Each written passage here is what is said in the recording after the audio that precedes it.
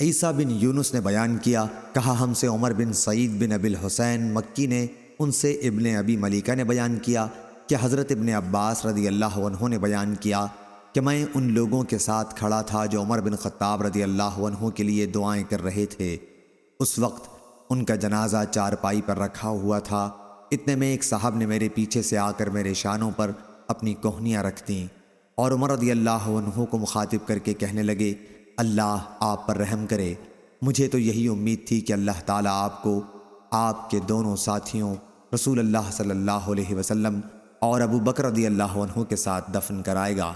میں اکثر رسول اللہ صلی اللہ علیہ وسلم کو یوں فرماتے سنا کرتا تھا کہ میں اور ابو بکر اور عمر تھے، میں نے اور ابو بکر اور عمر نے یہ کام کیا، میں اور ابو بکر اور عمر گئے۔ اس لیے مجھے یہی امید تھی کہ اللہ تعالیٰ آپ کو انہی دونوں بزرگوں کے ساتھ رکھے گا۔ میں نے جو مڑ کر دیکھا تو وہ حضرت علی رضی اللہ عنہ تھے۔ صحیح بخاری حدیث نمبر 3677۔